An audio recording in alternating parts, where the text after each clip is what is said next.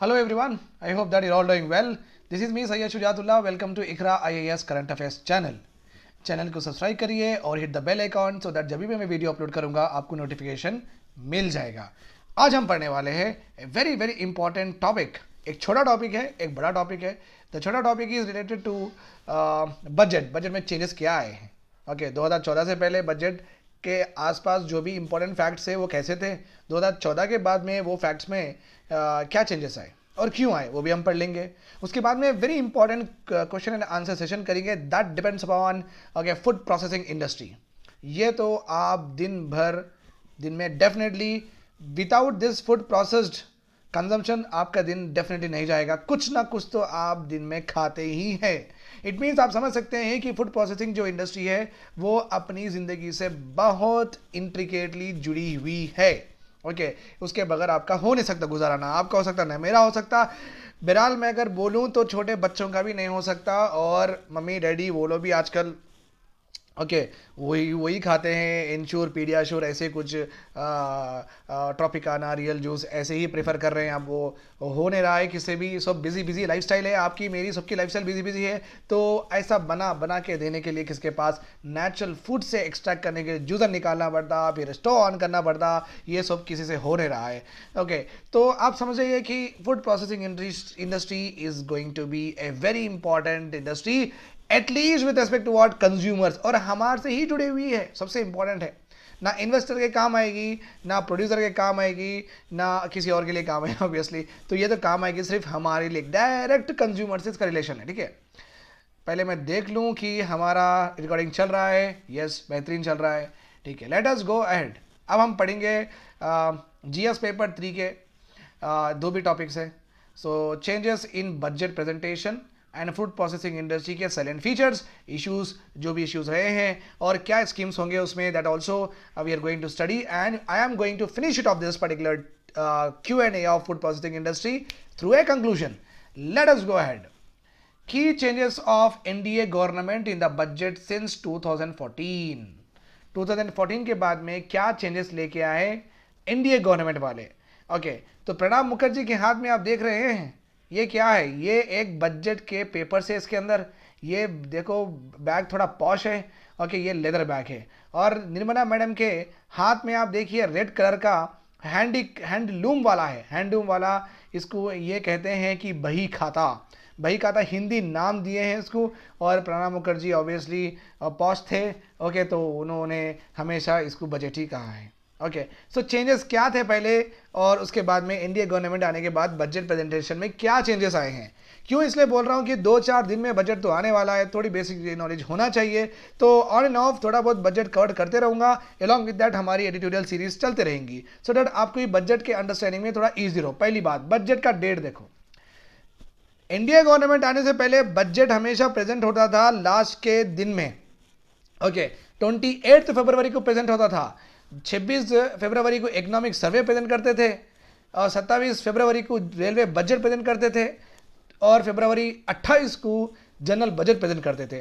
सो हो गया एक economic survey. Okay then you are also having railway budget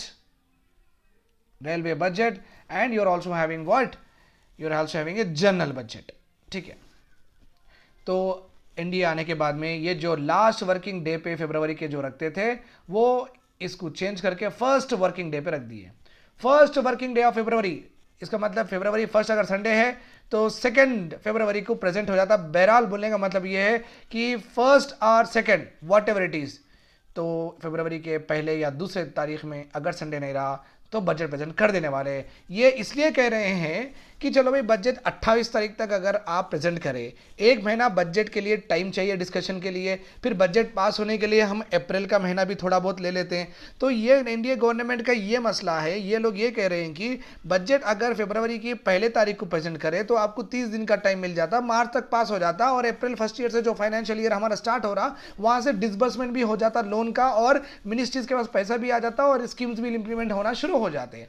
मगर आप अगर फरवरी की एंड में रखें, बजट पास हो रहा अप्रैल में, तो फाइनेंशियल ईयर जो है ऑलरेडी स्टार्ट हो चुका है, बट मिनिस्ट्री के पास पैसे भी गए नहीं, एलोकेशन हम अभी करें नहीं। ये क्यों डिले करना हम, ये तो ऐसी कुछ ऊपर से खुदाई लिखाई तो है नहीं कि इसको ही बिलीव करना है।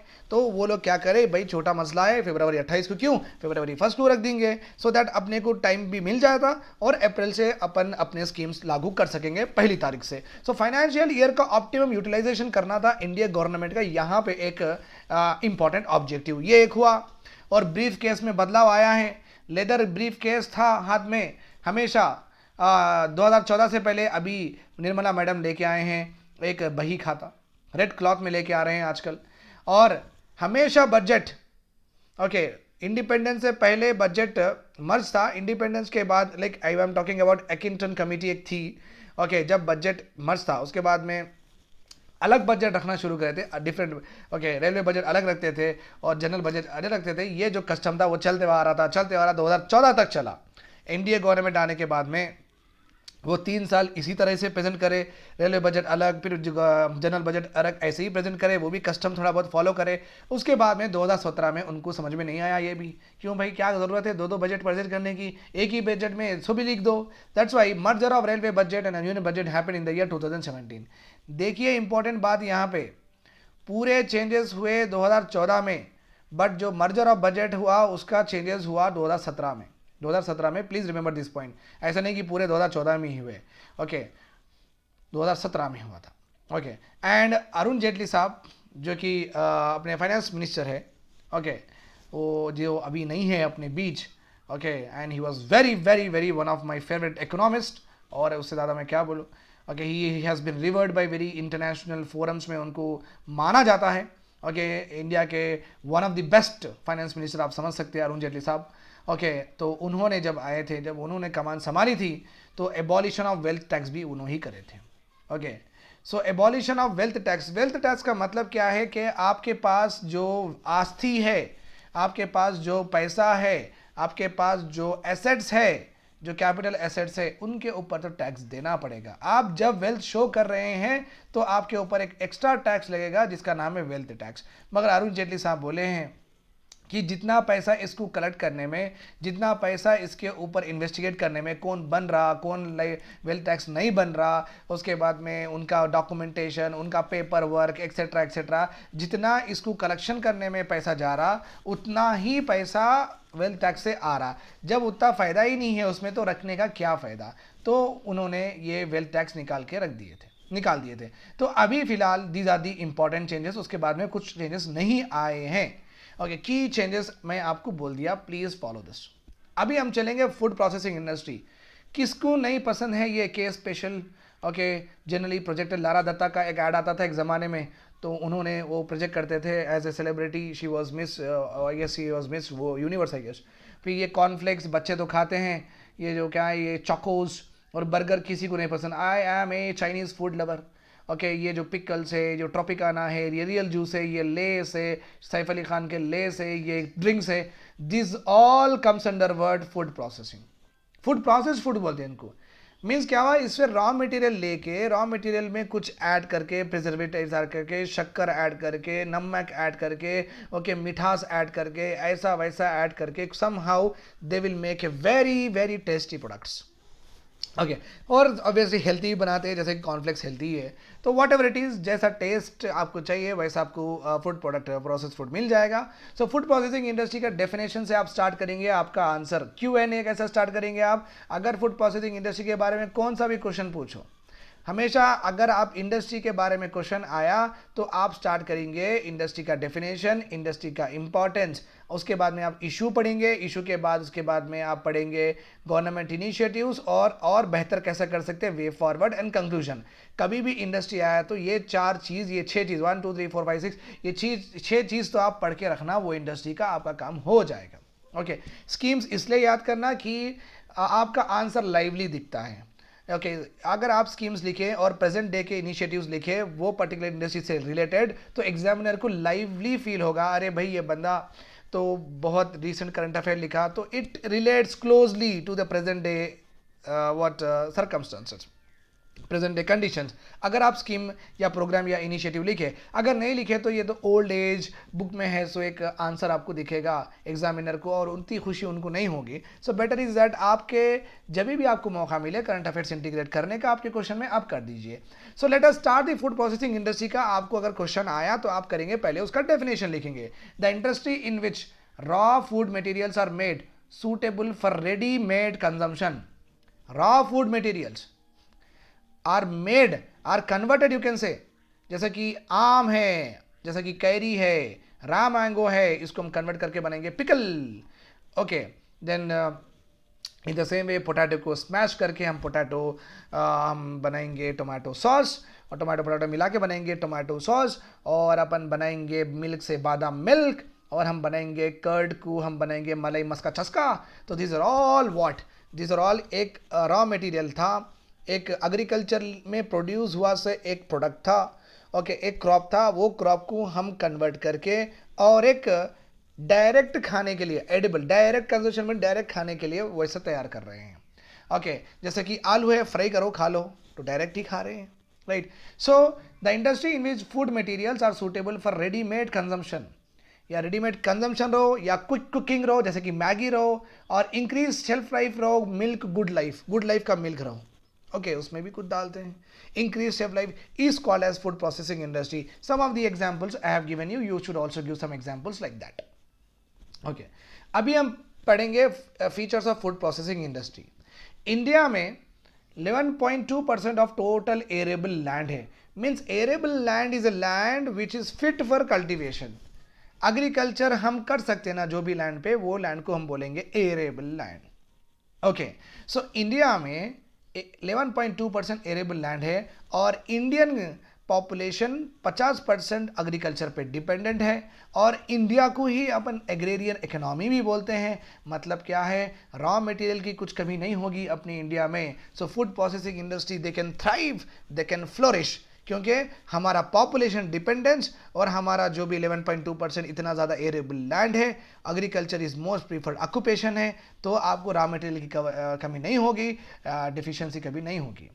नॉट ओनली दैट, ऐसा भी नहीं है या कि हम सिर्फ प्रोडक्शन करते, we are also ranking very great.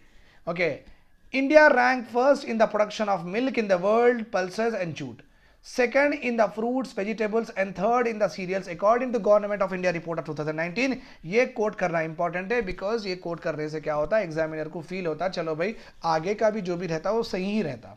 सो ऊपर नीचे हो भी गया तो he will take it light ले लेते वो, ओके चलो भाई कोई बात नहीं, अच्छे से तो लिखा like that. Okay, it is also the 6th largest food and grocery market in the world. 6th largest means यहाँ पे ग्रोसरी मार्केट, यहाँ पे जितने सुपर मार्केट किराना शॉप इंडिया में है 6th लार्जेस्ट है। मीन्स 5 कंट्रीज के पास ही इतने किराना शॉप सुपर मार्केट है, हम अपनी 6वीं कंट्री है जिसके पास इतने ग्रोसरी प्रोविजनिंग स्टोर्स है। और food processing industry, okay, because of pandemic आ गया, आप घर वाले क्वारंटाइन हो गए, हस्बैंड क्वारंटाइन हो गए या वाइफ क्वारंटाइन हो गए, हस्बैंड फिर फूड प्रोसेसिंग ऑर्डर कर रही स्विगी पे से, जोमेटो पे से, उबर ईट पे से। तो आप समझ सकते हैं कि पैंडमिक आने की वजह से हाइयर डिमांड हो गई है for the ready to eat food.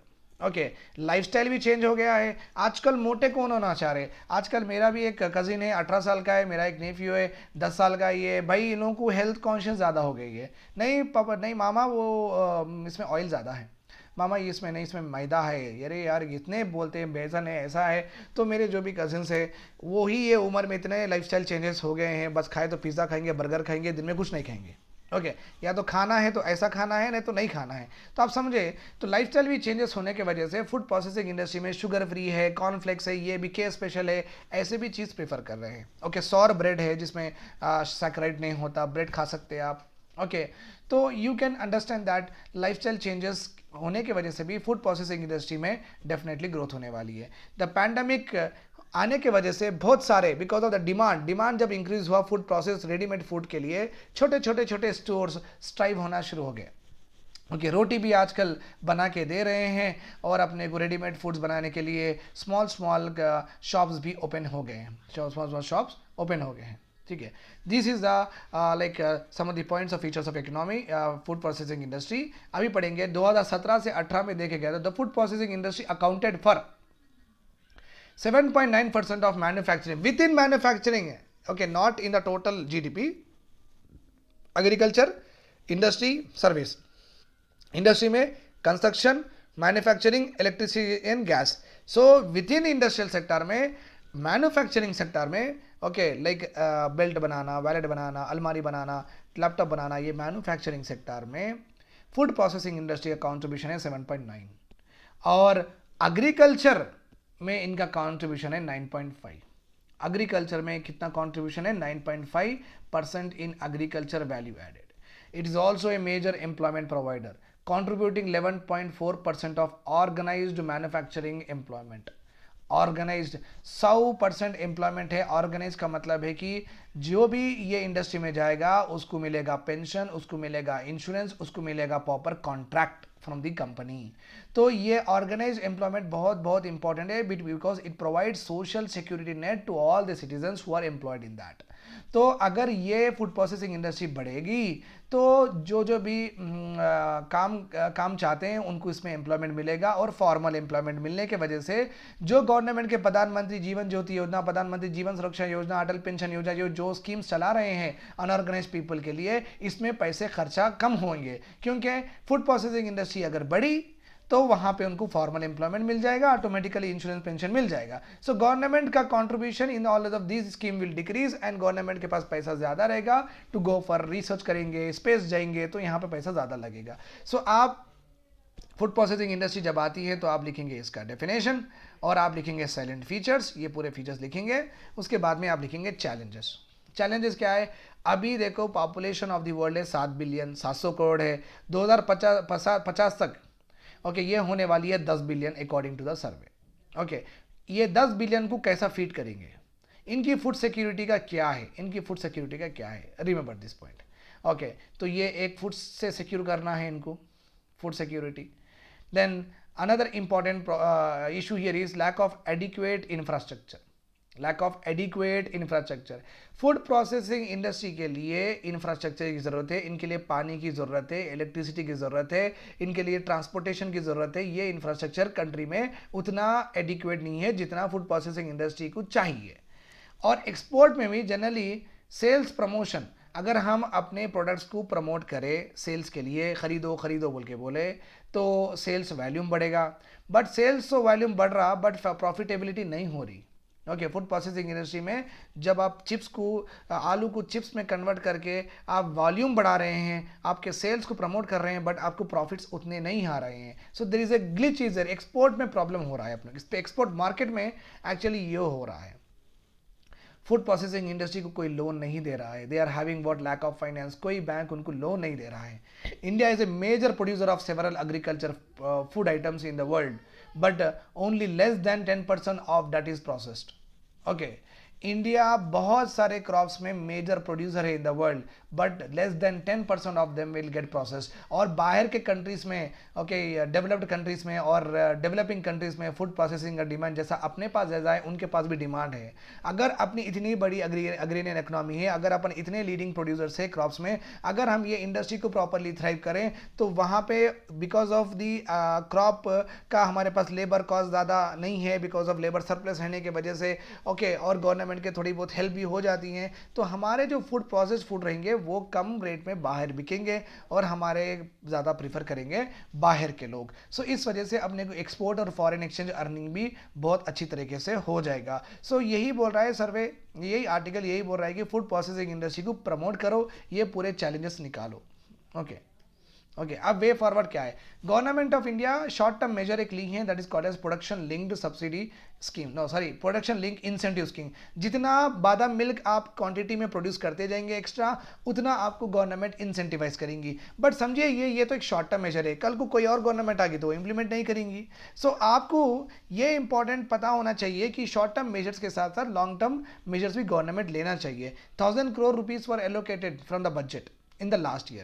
According to the US, according to the study in US, अगर हम 1% इंफ्रास्ट्रक्चर डेवलप करें तो it will lead to 0.06% growth in what? Food processing output.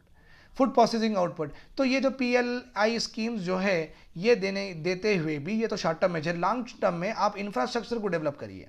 Infrastructure को develop करने की वजह से क्या होगा कि ऑटोमेटिकली आपको हाई जंप दिखेगा फूड प्रोसेसिंग इंडस्ट्रीज में.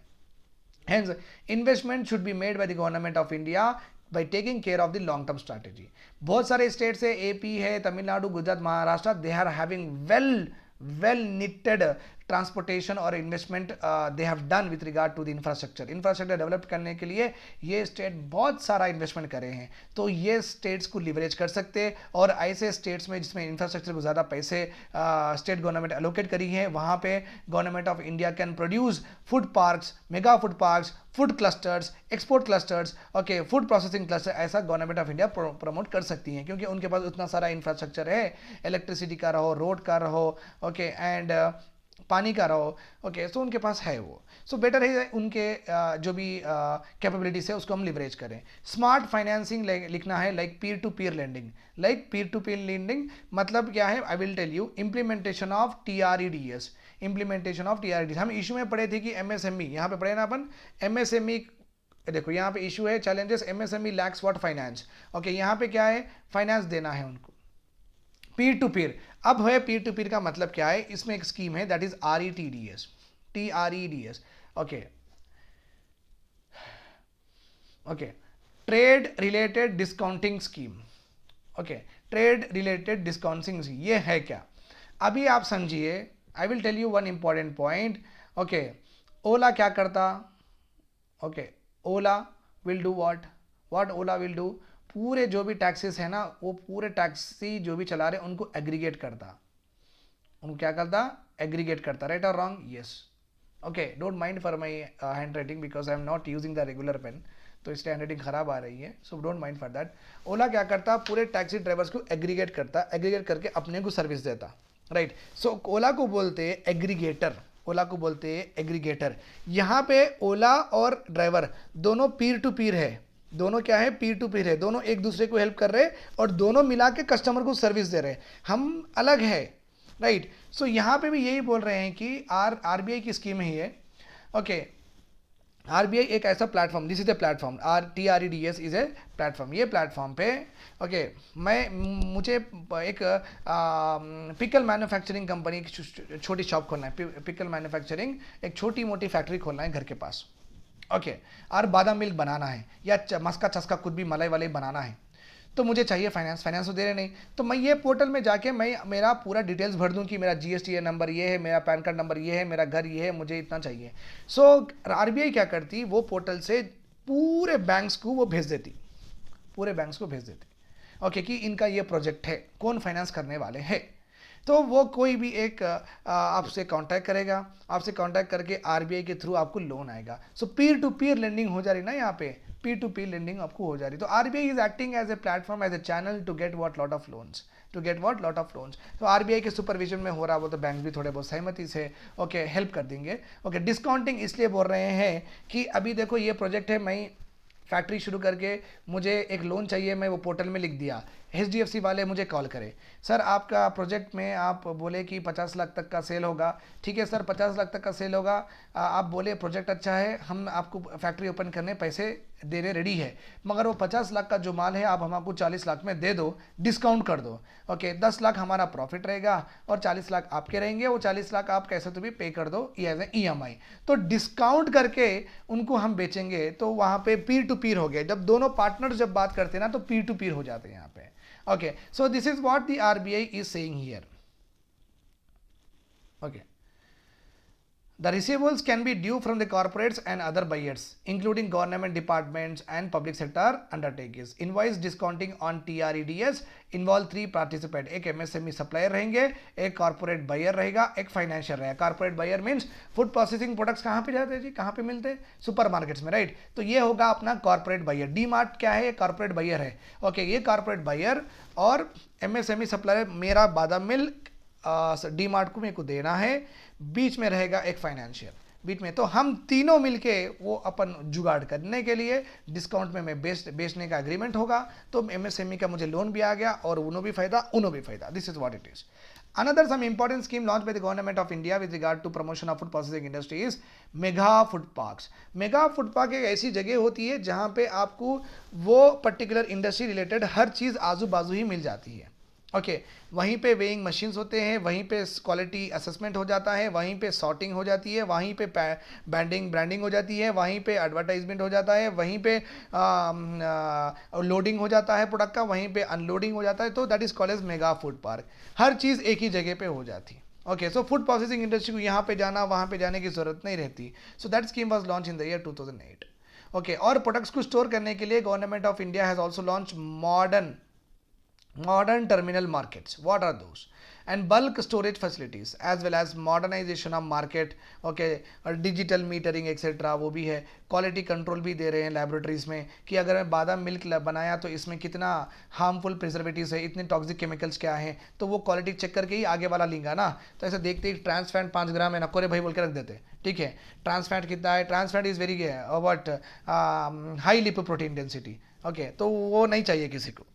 ओके सो ये भी पूरे चीज़ आपको टर्मिनल बोलते हो मार्केट के एंड के पास जहाँ पे बिक्री हो रही उसको बोलते टर्मिनल। वो टर्मिनल के पास आपके प्रोडक्ट रखने का स्टोरेज फैसिलिटी मिलेगा। ओके आपका क्वालिटी कंट्रोल भी वहाँ पे हो जाएगा, everything will be done. Okay, so government of India in order to enhance the skill of the people who are working in food processing, food processing industry में जो भी काम कर रहे हैं उनके skills बढ़ाने के लिए government of India has launch national institute of food technology entrepreneurship and management. Okay ये मैनेजमेंट एंटरप्रेन्योरशिप तो यहाँ पे आपको देंगे ट्रेनिंग, मैनेजमेंट सर्टिफिकेट देंगे आपको, and Indian institute of food processing technology. तो ये है करिकुलम कोर्सेस है। बच्चे इसमें एनरोल हो सकते हैं, इसमें सीख सकते हैं, तो उनको एंटरप्रेन्योरशिप एबिलिटीज आ जाएगी। वो भी नेक्स्ट टाइम जाके बादाम मिल्क प्रोड्यूस करेंगे, लेस प्रोड्यूस करेंगे। तो ये एक इंस्टीट्यूट बनाए in order to promote food processing industry. This all initiatives are taken by the government of India. तो हम अभी तक क्या पढ़े हैं, हम देखे हैं कि चेंजेस क्या हुए थे बजट में। और फूड प्रोसेसिंग इंडस्ट्री का अगर क्वेश्चन आया तो आप लिखेंगे इंट्रोडक्शन, पहले ये डेफिनेशन ये चार्ट लिखेंगे, फिर आप ये लिखेंगे, उसके बाद में चैलेंजेस लिखेंगे, वे फॉरवर्ड लिखेंगे और गवर्नमेंट की स्कीम्स लिखेंगे। ओके देन कंक्लूजन क्या लिखेंगे, दस the food processing industry is playing a larger role with respect to provision of employment and provision of ready-made food, but its performance is far from expectation. However, the various schemes launched by the government of India has given thrust to this industry, but the efforts have to be increased and more strengthened in such a way that the overall quality and overall productivity of the food processing industry could be enhanced.